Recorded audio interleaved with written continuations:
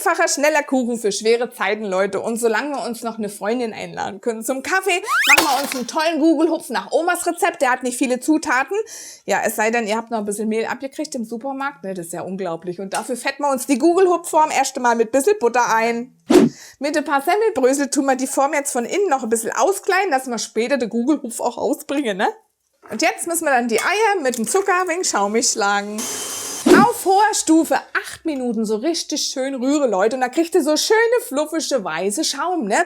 Und jetzt tun wir wieder einschalten, ein bisschen langsamer. Jetzt. Und dann geben wir unsere Butter, auch stückeles Weiß, wieder mit dazu. So, jetzt habe ich hier das Mehl. Ne, ich habe tatsächlich noch ein Mehl gekriegt. Das ist unglaublich. Ich habe noch nie leere Regale im Supermarkt gesehen. Kein Klopapier, gar nichts. Ich weiß nicht, was haltet ihr von den Hamsterkäufen? Ich bin schon ein bisschen entsetzt gewesen letztens auch. Also bis 22 Uhr sind jetzt die Läden bei uns in Bayern offen, auch am Sonntag sogar. Also ich finde es schon toll, denn unsere Grundversorgung soll natürlich gesichert sein. Jetzt tun wir unser Mehl hier mal mischen mit ein bisschen Backpulver und ein bisschen Salz. Und dann geben wir das mal so löffelweise rein. Schreibt mir doch mal unten rein in die Kommentare, wie ihr das alles so handhabt in dieser echt schwierigen Situation. Und da müssen wir uns vor allen Dingen auch zusammenraufen, zusammenhalten. Ganz, ganz wichtig. Und guckt halt auch mal vielleicht die Nachbarn. Es gibt halt viele alte Leute, die halt auch wirklich da gefährdet sind. Vielleicht könnt ihr denen ja mal einen Briefkasten Zettel schmeißen oder so, dass ihr mit einkaufen geht oder die können euch anrufen. Sowas finde ich zum Beispiel toll.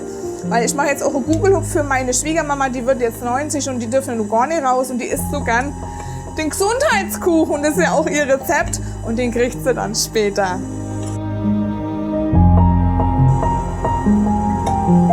Und zuletzt geben wir noch ein bisschen Milch mit dazu, dass der Teig nicht ganz so fest ist. Und die genauen Mengenangaben, alles findet ihr ja wieder in der Infobox, auch meine Arbeitsmittel und das Rezept zum Lesen.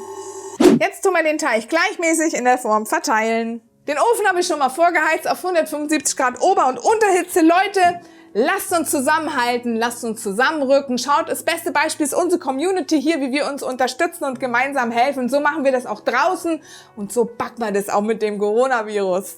Jetzt geht er schon ab in den Ofen.